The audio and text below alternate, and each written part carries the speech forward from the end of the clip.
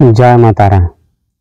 মা তারা অ্যাস্ট্রোলজি চ্যানেলের পক্ষ থেকে সবাইকে জানাই আন্তরিক শুভেচ্ছা। আজকে আমি আলোচনা করব যে D9 চার্ট কি এবং এই D9 চার্ট একজন জাতক এবং জাতিকার ক্ষেত্রে শুধু কি বিবাহিত জীবনকে কন্ট্রোল করে, না এর পেছনে কিছু রহস্য আছে, সেই বিষয়ে আমি কিছু কথা বলছি এই ভিডিওর মাধ্যমে। আপনারা দেখতে থাকুন মা তারা অ্যাস্ট্রোলজি চ্যানেল। D9 চার্ট কি? D9 চার্ট বলতে হয়তো অনেক মানুষই বলবে যে একজন জাতক বা জাতিকার বিবাহিত জীবনকে দেখায়। এই কথাটি আদৌ সত্য নয়। কারণ কি, অনেক কিছু বিবাহিত জীবনকে দেখতে গেলে প্রচুর নিয়ম দিয়ে দেখতে হয় বা নিয়মকে ফলো করতে হয়। অনেক জাতক বা জাতিকা হয়তো জ্যোতিষীর কাছে গিয়ে বলে যে আমার জন্মকুষ্ঠী একটু বিচার করে দিন এবং বলে দিন যে আমার যে বিবাহিত জীবনে লাইফ পার্টনার হবে সে কি রকম হবে, কেমন দেখতে হবে, কি সরকারি চাকরি করবে না বেকার হবে না ব্যবসা বাণিজ্য করবে, এবং বিবাহের পর আমাকে সে কতটা ভালোবাসবে, এইসব তো জানার জন্য সে কিন্তু প্রশ্ন করে। তখন সেই জ্যোতিষী তার কথা শুনে কি বলে যে D9 চার্ট কিন্তু সে প্রথমে শুরু করে দেয় দেখতে, এবং D9 চার্টে সে দেখার পরে বলে যে হ্যাঁ সবকিছু ঠিক আছে, তোমার বিবাহিত জীবনে কোনো সমস্যা নেই, খুব ভালো হবে, স্বামী তোমার ভালো স্ত্রী হবে, এরকম বলে দিল। বলে দেওয়ার পর বললো সব ঠিক আছে, তুমি যা বিয়ে শাদী করতে পারো। কিন্তু সেই কথা শুনে সে চলে যায়। যাওয়ার পরে সে হয়তো তার কথা মতো সে বিয়ে শাদী করে নেয়। এবং কিন্তু বিয়ে শাদী করার পর কিছুদিন পর যাওয়ার পর হয়তো দেখা গেল সে কুরুক্ষেত্র হতে শুরু করেছে। লড়াই ঝগড়া মারপিট, একে অপরের প্রতি সন্দেহ, এগুলো কিন্তু হতে শুরু করে। কেন শুরু করে? কারণ একটা D9 চার্ট একটা বিবাহিত জীবনকে কন্ট্রোল করে না সম্পূর্ণভাবে। D9 চার্ট শুধুমাত্র দেখায় আমাদের প্রথম বিবাহিত জীবনকে দেখায়, কিন্তু প্রথম বিবাহিত জীবন কেমন হবে সেটাই এইটুকু কিন্তু দেখায়। সেই গ্রহটি সেই গ্রহটি যদি সপ্তমপতি হয়ে যায়, লগ্ন অনুযায়ী সপ্তমপতি, সেই লগ্ন যদি সে মারক হয়ে যায় সেক্ষেত্রে কিন্তু আবার বেশি ক্রিটিক্যাল হয়ে যাবে। কিন্তু কারক যদি হয় সে কিন্তু হয়তো বিবাহিত জীবনটাকে বাঁচানোর চেষ্টা করবে। এর পেছনে আরো অনেকগুলি কারণ আছে, আমি পরপর বলছি, আপনারা শুনুন মন দিয়ে। প্রথমে দেখতে হবে যে D9 চার্ট দেখার আগেই সেটি হলো যে আমাদের জন্মবার, তারপরে দেখতে হবে আমাদের জন্ম তিথি, তারপরে আমাদের দেখতে হবে যে আমাদের লগ্ন কি লগ্ন হচ্ছে, তারপর দেখতে হবে রাশি, তারপরে দেখতে হবে মহাদশা, অন্তর্দশা, প্রত্যন্ত দশা, এত হলে নিয়ম আছে।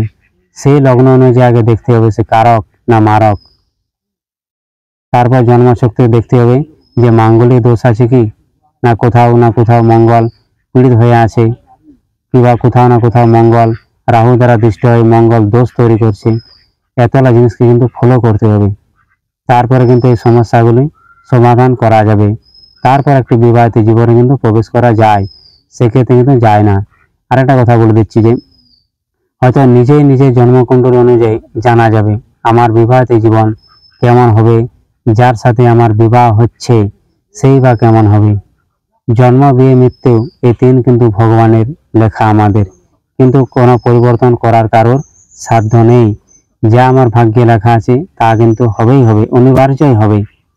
এখানে শুধু দেখতে হবে যে D9 চার্টে এবং D9 চার্টে যে 7 নাম্বার ঘর পড়ছে তাকে কিন্তু লগ্ন হিসাবে ধরতে হবে, এবং যার সাথে তোমার বিবাহ হবে সেটা দেখা যাবে যে সেই ব্যক্তি কেমন হবে। লগ্ন হিসাবে কিন্তু D9 চার্টে আমরা ধরবো যে সপ্তম পতিকে, যে লগ্ন অনুযায়ী আমরা ধরে নিচ্ছি যে সপ্তম পতিতে আমাদের এই ঘরটা পড়ছে, সেই ঘরকে কিন্তু D9 চার্টে তাকে লগ্ন করতে হবে। ঠিক আছে, সেই লগ্ন অনুযায়ী দেখতে হবে সেই ব্যক্তির স্বভাব চরিত্র কেমন হবে।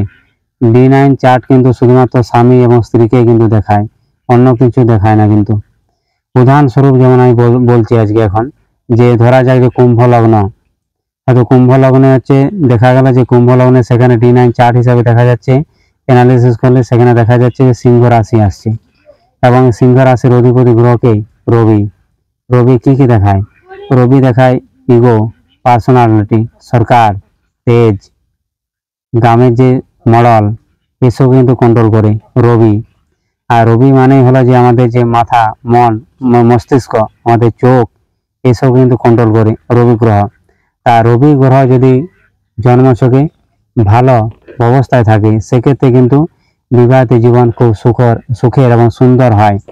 কিন্তু যদি রবি ভালো না হয়, তারপর জন্মবার যদি শনিবার কিংবা শুক্রবার এসব যদি কানেকশন হয়ে যায় কোথাও না কোথাও, তাহলে কিন্তু সেক্ষেত্রে কিন্তু লড়াই ঝগড়া অবশ্যই হবে। সেক্ষেত্রে কি হবে, রবি যদি দুর্বল বা পীড়িত হয়ে যায়, পঞ্চাঙ্গ দোষ যে আমাদের তিথি অনুযায়ী যে পঞ্চাঙ্গ তিথি আছে, সেই পঞ্চাঙ্গ দোষ কিন্তু সে তৈরি করবে। বারে যদি শনি হয়ে যায় এবং এই তিথি যদি মঙ্গল হয়ে যায় এবং সপ্তম পতি যদি রবি হয়ে যায়, তাহলে কিন্তু তিনজনে কিন্তু একে অপরের বিরুদ্ধে কিন্তু গ্রহ। সেক্ষেত্রে কিন্তু অবশ্যই লড়াই ঝগড়া কোর্ট কেস অশান্তি এরা কিন্তু দিন দিন বাড়বে আর হবেই হবে। আর যদি উদাহরণস্বরূপ আমি যদি বলি যে বৃশ্চিক রাশি হয়, এখান থেকে অনেকটা রাশি নিয়ে বলছি আর কি, যে বৃশ্চিক রাশি হয়তো অনেক বেশি সমস্যা ছিল মানুষের। যেমন বৃশ্চিক লগ্নতে যে 7 নম্বর ঘর আছে সেটা পড়ে যাচ্ছে কিন্তু বৃষ রাশি। সেই বৃষ রাশির অধিপতি কিন্তু শুক্র। তাই শুক্র মঙ্গলে কিন্তু একে অপরের বিরুদ্ধে গ্রহ। কিন্তু শুক্র কিন্তু কি দেখায়, সেক্স, হয়তো দামি দামি খেলনা, সিনেমা জগৎ, রিয়েলিটি, অভিনয়, আমাদের মধ্যে শারীরিক যে সৌন্দর্য, একে অপরের প্রতি যে আমাদের আকর্ষণ, সেটা কিন্তু দেখায় শুক্র গ্রহ। কিন্তু যদি শুক্র গ্রহ যদি বৃশ্চিক লগ্নতে মারক, কিন্তু সেক্ষেত্রে কিন্তু যদি বিবাহ 7 নম্বর হয়ে যায় সপ্তম পতি, তাহলে কিন্তু বিবাহ হবে ঠিকই, কিন্তু বিবাহের পরে কিন্তু ঝগড়া লড়াই অশান্তি এরা কিন্তু বারে বারে চলেই আসবে। সেক্ষেত্রে কিন্তু এগুলো আগে প্রতিকার করা প্রয়োজন। যদি মঙ্গল হয়ে যায় তাহলে মঙ্গলে কিন্তু অবশ্যই হনুমান চল্লিশা রোজ পাঠ করতে হবে। কিংবা যদি মঙ্গল মাঙ্গলিক দোষ তৈরি করে, সেক্ষেত্রে কিন্তু মাঙ্গলিক দোষ অবশ্যই কিন্তু কাটিয়ে নিতে হবে। কারণ বিবাহিত জীবন মানে সারা জীবনের প্রশ্ন, এখানে কিন্তু একদিন দুদিনের নয়। সেক্ষেত্রে কিন্তু অবশ্যই মাঙ্গলিক দোষ অবশ্যই কাটাতে হবে। আর যদি রবি যদি খারাপ থাকে, তাহলে কিন্তু অবশ্যই যে আমাদের যে ভগবান শিবের যে অমাবস্যার পর যে সোমবার পড়ছে, সেই সোমবার দিন অবশ্যই কিন্তু ভোলেনাথের মন্দিরে পঞ্চামৃত দিয়ে পঞ্চ অভিষেক করিয়ে নিতে হবে। অবশ্যই কিন্তু রবির যে কুপ্রভাব অবশ্যই কিন্তু কেটে যাবে। আর শনি যদি হয়, শনি ক্ষেত্রে কিন্তু অবশ্যই দক্ষিণাকালী পুজো পাঠ অবশ্যই করে যেতে হবে। শনিবারের দিন নিরামিষ অবশ্যই খেতে হবে। শনিবারের দিন নখ চুল দাড়ি এসব কিন্তু কাটা যাবে না, তাহলে কিন্তু বিবাহিত জীবনের সমস্যা কিন্তু আদৌ আসবে না। অনেক কিছু কিন্তু নিয়ম আছে, বারবার আমি বলে দিচ্ছি, কারণ অনেক জ্যোতিষী কিন্তু এগুলো ফলো করে না। তারা কিন্তু ডাইরেক্ট চলে যায় লগ্নতে, রাশিতে চলে যায়, D9 চার্টে চলে যায়, কিন্তু এগুলো দিয়ে একটা একটা পজিশন আছে, কন্ডিশন আছে। প্রথমে কিন্তু এগুলো ফলো করতেই হয় আমাদেরকে।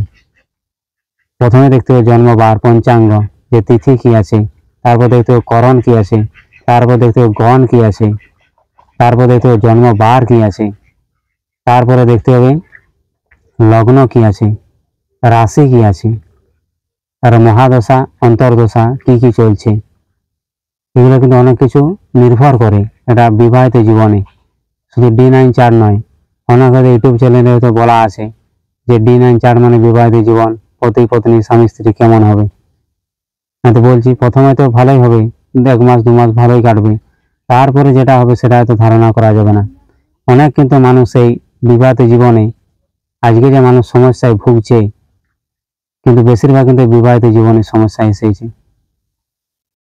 বিবাহিত জীবন মানে আগে হয়তো যে তারা হয়তো আয় বড় ছিল, তাদের হয়তো গ্রহ নক্ষত্র কিছু করবে না, কিন্তু আয় বড় অবস্থায় যখন তুমি বিবাহিত জীবনে পা দেবে, তখন কিন্তু একে অপরের যে আমাদের ভাগ্য আছে, স্ত্রীর ভাগ্য এবং স্বামীর ভাগ্য দুটো কিন্তু এক হয়ে যায়।